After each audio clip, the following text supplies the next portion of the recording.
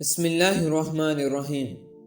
محترم سامعین کرام، السلام علیکم ورحمۃ اللہ وبرکاتہ۔ حضرات محترم، آپ صلی اللہ علیہ وآلہ وسلم کی دعوت حق۔ حضرات ذی وقار، سورۃ الاشراء میں خالق کائنات نبی کریم صلی اللہ علیہ وآلہ وسلم کے لیے ارشاد فرماتے ہیں، ترجمہ: اپنے قریبی رشتہ داروں کو دین اسلام کی دعوت دیں۔ حضرات، اس آیت کے نازل ہونے کے بعد حضور صلی اللہ علیہ وآلہ وسلم نے اپنے چچاؤں اور ان کی اولاد کو ایک ضیافت میں جمع کیا اور پیغام حق سنایا۔ ابو لہب یہ سن کر بولا، تمہارا خاندان سارے عرب سے مقابلے کی تاب نہیں رکھتا، نادانی کی باتیں نہ کرو، تمہارے لیے تمہارے باپ کا خانوادہ ہی کافی ہے۔ اگر تم اپنی بات پر قائم رہے تو یہ بہت آسان ہوگا کہ قریش کے سارے لوگ تم پر ٹوٹ پڑیں اور بقیہ عرب بھی ان کی مدد کریں، اور میں سب سے زیادہ حقدار ہوں کہ تمہیں پکڑ لوں۔ اس پر نبی کریم صلی اللہ علیہ وآلہ وسلم نے خاموشی اختیار کر لی اور اس مجلس میں کوئی گفتگو نہ کی۔ کچھ عرصے بعد آپ صلی اللہ علیہ وآلہ وسلم نے انہیں دوبارہ جمع کیا اور اللہ تعالیٰ کی حمد و ثنا کے بعد اپنی رسالت کا اعلان کیا، لیکن اہل خاندان نے بات سنی انسنی کر دی اور کسی بات کو قبول نہیں کیا۔ قرابت داروں کو تبلیغ کے حکم پر جب علم درآمد ہو گیا تو سورۃ الحجر کی آیت نازل ہوئی۔ ترجمہ: سو سنا دے کھول کر جو تجھ کو حکم ہوا اور دھیان نہ کر شرک والوں کا۔ حکم کی تعمیل میں سیدنا علیہ السلام نے اہل مکہ کو دعوت دی کہ وہ مقررہ دن کوہ صفا پر جمع ہوں، کیونکہ وہ ایک اہم بات ان تک پہنچانا چاہتے ہیں۔ سبھی لوگ، جن میں حضور صلی اللہ علیہ وآلہ وسلم کے قریبی رشتہ دار بھی شامل تھے، کوہ صفا پر جمع ہو گئے۔ آپ صلی اللہ علیہ وآلہ وسلم نے بلندی پر کھڑے ہو کر حاضرین کو مخاطب کرتے ہوئے کہا، اے لوگو، اگر میں کوئی اہم بات تمہارے لیے بیان کروں تو کیا تم اسے قبول کر لو گے؟ حاضرین نے یک آواز ہو کر کہا، اے محمد صلی اللہ علیہ وآلہ وسلم، ہمیں تمہاری بات پر یقین ہے، کیونکہ ہم جانتے ہیں کہ آپ راست گو ہو اور کبھی بھی جھوٹ نہیں بولتے۔ تو پھر آپ صلی اللہ علیہ وآلہ وسلم نے فرمایا، اے لوگو، اللہ نے مجھے رسالت کے لیے منتخب کر لیا ہے اور میں اس کی طرف سے مامور ہوں تاکہ میں تمہیں احکام خداوندی کو ماننے اور اللہ تعالیٰ کی اطاعت کرنے کی دعوت دوں، اور اگر تم لوگ اللہ کی اطاعت سے منہ پھیرو گے تو تم پر اس کا غضب نازل ہوگا۔ جب رسول اللہ صلی اللہ علیہ وآلہ وسلم نے ان کلمات کو ادا کیا تو ابی لہب نے چلاتے ہوئے کہا، اے محمد صلی اللہ علیہ وآلہ وسلم، کیا تو نے یہی بات سنانے کے لیے ہمیں یہاں بلایا تھا؟ اور کیا تو نے یہ نہیں سوچا کہ ان باتوں کی اتنی اہمیت نہیں کہ ہم اپنا کاروبار چھوڑ کر یہاں چلے آئیں؟ پھر ابی لہب وہاں موجود لوگوں سے مخاطب ہوا اور کہنے لگا، اس کی باتوں پر کان مت دھرو اور اپنے گھروں کو لوٹ جاؤ۔ استغفراللہ۔ آپ صلی اللہ علیہ وآلہ وسلم تو اپنی عقل کو کھو بیٹھا۔ نعوذ باللہ۔ لوگ منتشر ہو گئے اور اپنے اپنے گھروں کو واپس چلے گئے۔ حضور صلی اللہ علیہ وآلہ وسلم کے پاس صرف دو لوگ رہ گئے، ایک حضرت علی رضی اللہ تعالی عنہ اور دوسرے حضرت زید رضی اللہ تعالی عنہ۔ اس واقعے کے بعد آپ صلی اللہ علیہ وآلہ وسلم کے قریبی رشتہ داروں نے ان کے خلاف محاذ آرائی شروع کر دی اور انہیں طعن و تمسخر کا نشانہ بنانا شروع کر دیا۔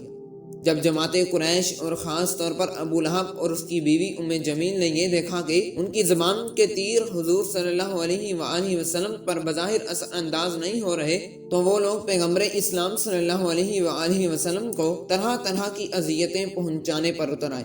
اگرچہ ابو لہب اور اس کی بیوی کا تعلق مکہ کے مہذب طبقے سے تھا، لیکن اخلاقی طور پر وہ انتہائی پست درجے سے تعلق رکھتے تھے۔ وہ دونوں حضور صلی اللہ علیہ وآلہ وسلم کی طرف پتھر پھینکتے تھے، جس کے باعث ان کے گھر کی کھڑکیاں جو لکڑی کی بنی ہوئی تھی ٹوٹ جاتی۔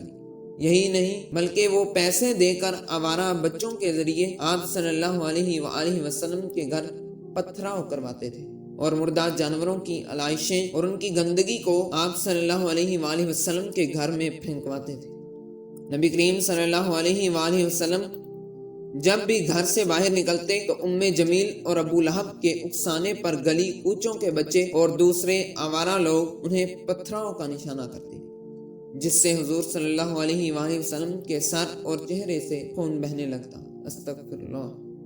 حضور علیہ الصلاۃ والسلام اپنے دامن سے خون پونجھتے اور جب گھر واپس پہنچتے تو حضرت خدیجہ رضی اللہ تعالی عنہ انہیں اس حال میں دیکھ کر دکھ بھرے لہجے میں پوچھتی، یا محمد صلی اللہ علیہ وآلہ وسلم، کیا آج بہت رنج اٹھایا ہے؟ حضور علیہ الصلاۃ والسلام جواب میں فرماتے، اے خدیجہ رضی اللہ تعالی عنہ، جب انسان یہ جان لے کہ وہ کسی مقصد کے لیے اور کسی کی خاطر رنج اٹھا رہا ہے تو اسے دکھ اور درد کا احساس نہیں رہتا۔ ابو لہب کی بیوی حضور علیہ الصلاۃ والسلام کی راہ میں نوکیلے کانٹے بچھاتی تاکہ وہ ان کے پاؤں میں چبھ جائیں، اور جب حضور صلی اللہ علیہ وآلہ وسلم گھر پہنچ کر اپنے پاؤں سے کانٹے نکالتے تو خون جاری ہو جاتا تھا۔ آپ صلی اللہ علیہ وآلہ وسلم کے خاندان والوں نے انہیں اتنی تکلیفیں دیں کہ ایک دن دل برداشتہ ہو کر خدا کے حضور عرض کیا، اے اللہ، تو بہتر جانتا ہے ان میں سے کوئی بھی تیرے دین کو قبول کرنے پر تیار نہیں۔ اس موقع پر اللہ تعالیٰ نے اپنے حبیب صلی اللہ علیہ وآلہ وسلم کی دل جوئی کی۔ ترجمہ: سو سنا دے کھول کر جو تجھ کو حکم ہوا، اور دھیان نہ کر شرک کرنے والوں کا۔ ہم بس ہیں تیری طرف سے ٹھٹھے کرنے والوں کو جو ٹھہراتے ہیں اللہ کے ساتھ اور کسی کی بندگی، تو آگے معلوم کریں گے، اور ہم جانتے ہیں کہ تیرا جی رکتا ہے ان کی باتوں سے، سو تو یاد کر خوبیاں اپنے رب کی اور رہ سجدہ کرنے والوں میں، اور بندگی کر اپنے رب کی جب تک پہنچے تجھے یقین۔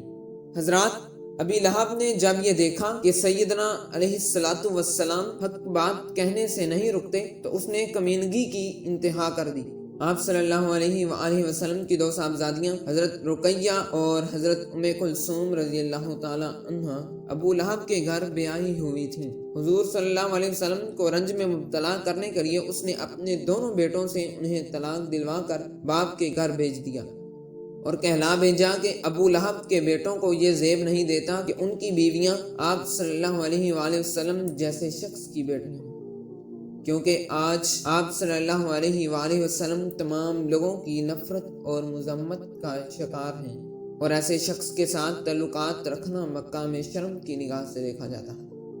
حضرت خدیجہ رضی اللہ تعالی عنہ اس واقعے سے بہت دل برداشتہ ہوئیں، لیکن حضور علیہ الصلاۃ والسلام نے انہیں تسلی دیتے ہوئے صبر کی تلقین کی۔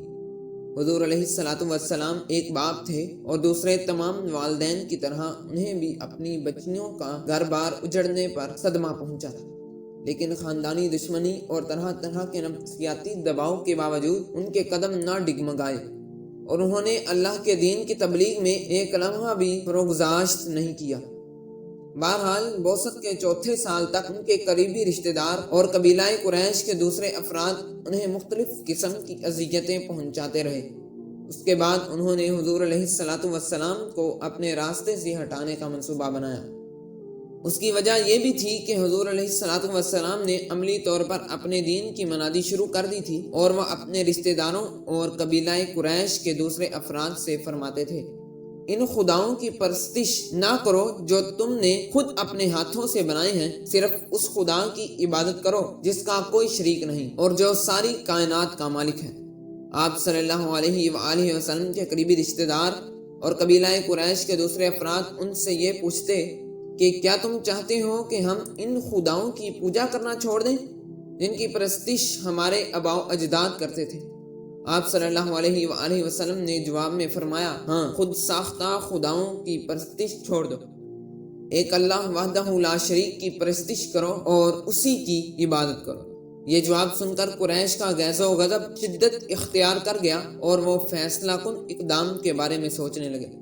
حضور علیہ الصلاۃ والسلام دن کے وقت اپنے گھر سے نکل کر خانہ کعبہ کی طرف تشریف لے جاتے اور وہاں خالق کائنات کی عبادت میں مشغول ہو جاتے تھے۔